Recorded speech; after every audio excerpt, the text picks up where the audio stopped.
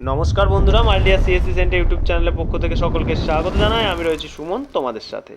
আইআরসিটিসির আন্ডারে হসপিটালিটি মনিটরের যে recruitment notice প্রকাশিত হওয়ার কথা ছিল, তো আজকে অফিসিয়ালভাবে তোমাদের সেই রিক্রুটমেন্ট নোটিশ প্রকাশিত হয়েছে।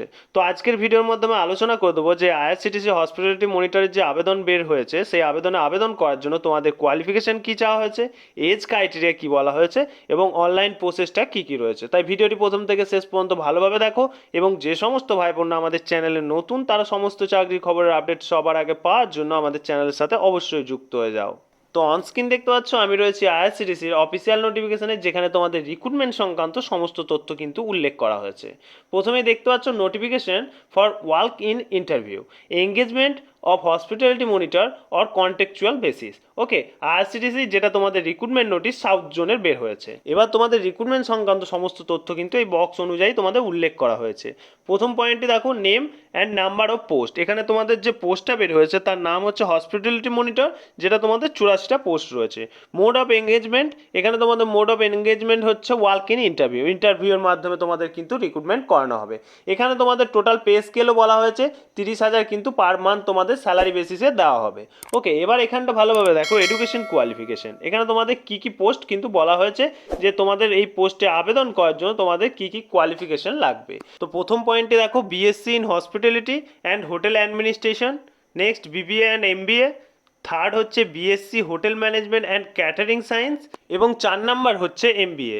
এই যে কোয়ালিফিকেশানগুলো উল্লেখ করলাম, তো এই কোয়ালিফিকেশানগুলো যাদের যাদের রয়েছে তারা কিন্তু এই হসপিটালিটি মনিটরের জন্য আবেদন করতে পারবে।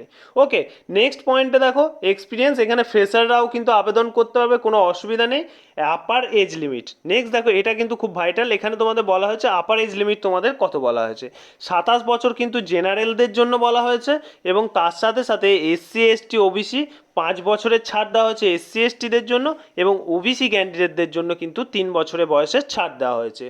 অর্থাৎ এসসি এসটিরা তোমার 32 বছর পর্যন্ত অনলাইনে আবেদন করতে পারবে এবং ওবিসি ক্যান্ডিডেটরা 30 বছর পর্যন্ত আবেদন করতে পারবে।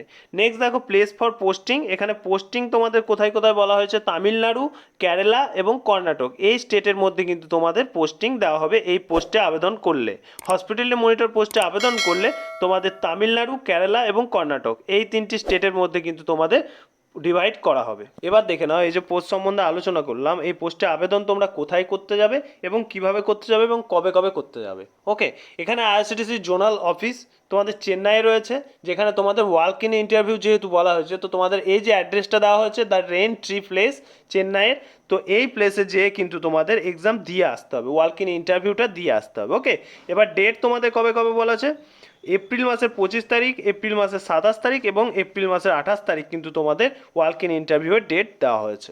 10:30 থেকে তোমাদের ইন্টারভিউ শুরু হচ্ছে, তাই সকলকে 10টা 10:30টার মধ্যে কিন্তু এই যে সেন্টার রয়েছে এই সেন্টারে পৌঁছে যেতে হবে। তো বন্ধুরা, আইআরসিটিসির আন্ডারে হসপিটালিটি মনিটরের যে রিক্রুটমেন্ট নোটিশ প্রকাশিত হয়েছে, তো তার সমস্ত নোটিফিকেশন নিয়ে আলোচনা করে দিলাম। কোনো ভাই বোনের কোনো অসুবিধা থাকলে অবশ্যই আমাদের কমেন্ট সেকশনে কমেন্ট করে জানা, আমরা তৎক্ষণাৎ রিপ্লাই দেওয়ার চেষ্টা করব। ফিরে আসছি আবার নতুন কোনো চাকরির খবর নিয়ে, ততক্ষণের জন্য সকলেই ভালো থাকবে, সুস্থ থাকবে।